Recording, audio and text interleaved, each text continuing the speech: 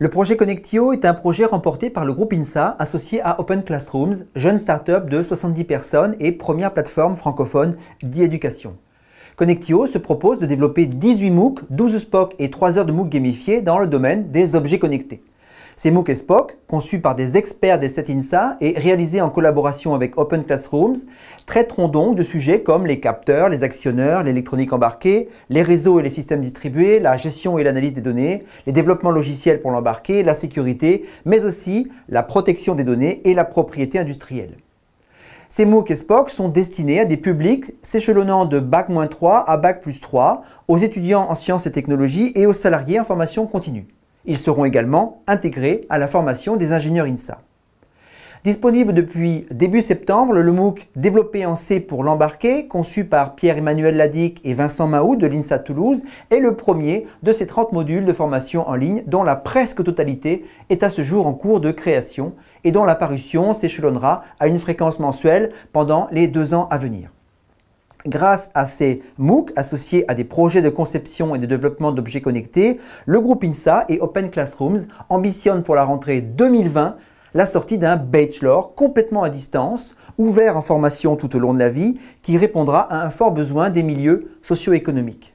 À l'échelle du groupe, ce ne sont pas moins de 50 enseignants-chercheurs qui se sont mobilisés, auxquels il faut ajouter les équipes de techniciens et ingénieurs technico-pédagogiques, les juristes et des gestionnaires de chaque INSA. Pour finir de constituer des équipes autour des derniers MOOC ou SPOC restants à lancer, nous recherchons des experts dans les thématiques suivantes. L'algorithmique avancée et les systèmes distribués, le développement côté serveur, notamment l'architecture REST, les méthodes et outils de développement logiciel, le C++ avancé, le développement iOS, la conception de bases de données massives.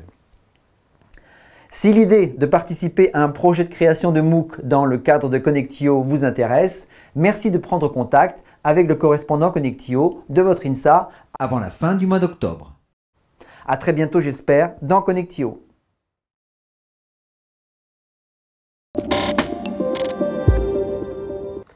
Alors, le principal intérêt d'utiliser une plateforme Android, c'est que l'on a toute une panoplie de capteurs et ça va nous permettre de rendre nos interfaces utilisateurs beaucoup plus ludiques. Alors, on peut réunir les différents types de capteurs en 4 familles. Environnementaux, de position, de mouvement ou corporel. Donc cette démarche de l'apprentissage, on peut la résumer à travers 5 étapes.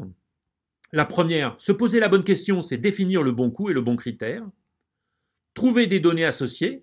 Ensuite, construire un modèle qui va nous permettre de représenter la relation entre des entrées et des sorties et de modéliser en fait globalement la structure que nous cherchons à apprendre.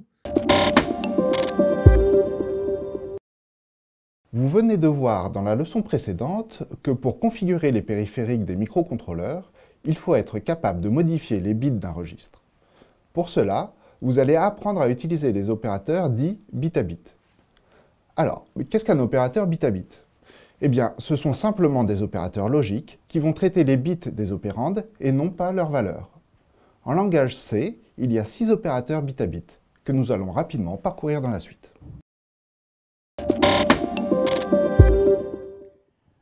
Avant d'aborder l'écriture de l'équation du radar sans perte et sans bruit, 2 notions très importantes. Première notion qui est liée à la pire. Cette pire fait intervenir d'un côté la puissance transmise par le système radar et d'un autre côté le gain qui transmet cette puissance à l'intérieur du volume illuminé. Dans cette section, on va s'intéresser au cycle de vie d'une activité. Cela va permettre de comprendre comment le système d'exploitation gère le démarrage, les interruptions et la fin de cette activité. J'ai créé ici une application qui possède plusieurs boutons et qui permet de lancer une seconde activité.